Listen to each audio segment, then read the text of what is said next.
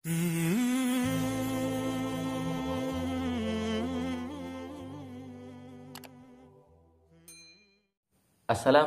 warahmatullahi wabarakatuh. Bismillah, alhamdulillah, wassalatu wassalamu ala sayyidina rasulillah wa ala alihi wa ashabihi wa man walah, amma ba'du.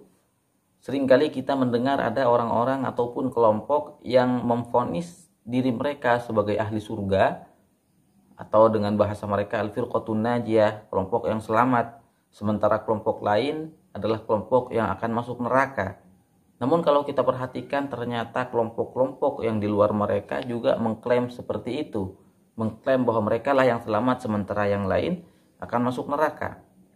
Dan hal ini sangat tidak baik, di mana semua kelompok saling menyalahkan kelompok yang lain dan mengklaim bahwa dari mereka adalah kelompok yang paling baik.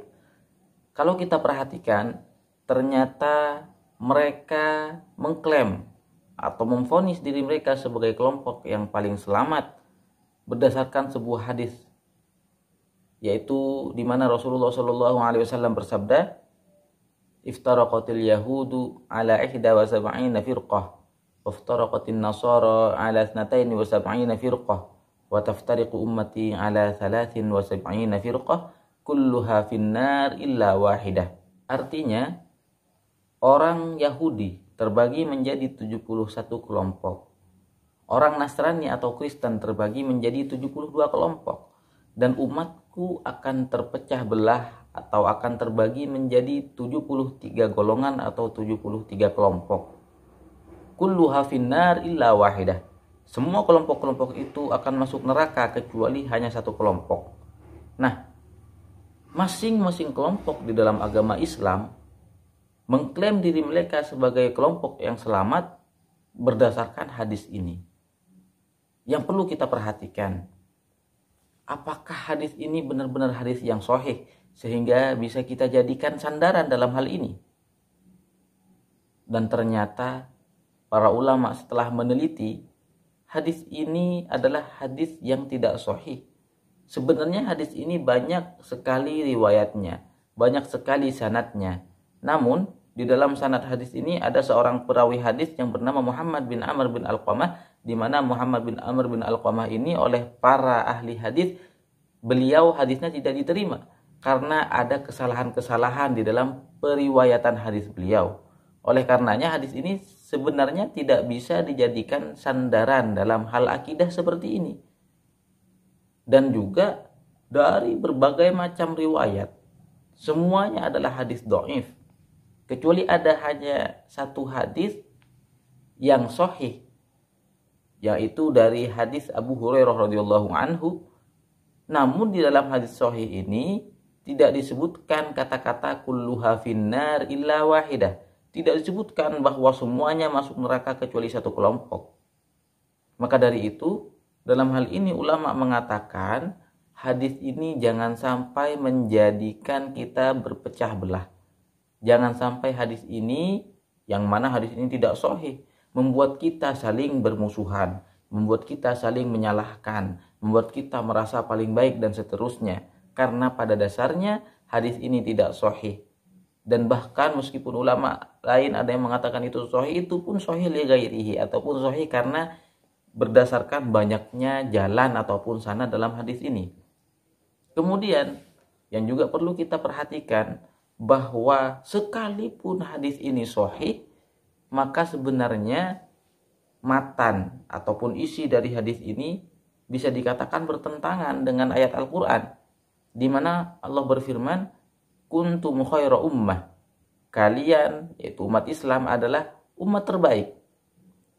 Kalau kita pikirkan secara dalam-dalam, kita pikirkan baik-baik, maka tidak mungkin umat Islam terpecah belah menjadi 73 golongan.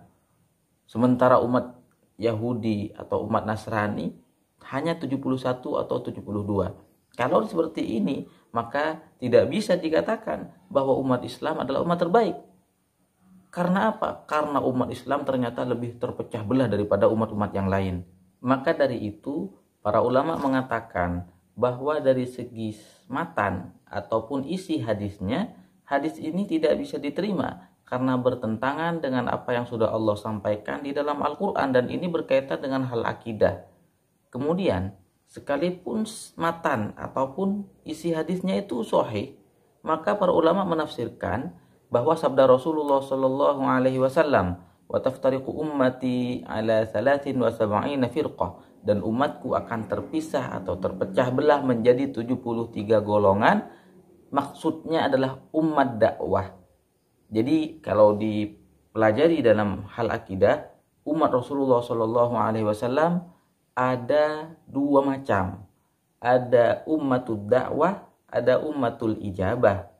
Ummatud dakwah itu, umat dakwah itu adalah semua orang yang didakwahi oleh Rasulullah Shallallahu Alaihi Wasallam. Artinya semua orang yang ada dari zaman Rasulullah sampai hari kiamat itu adalah umat Rasul semuanya. Nah, itulah umat yang didakwahi oleh Rasulullah Shallallahu Alaihi Wasallam, baik yang memeluk agama Islam ataupun tidak.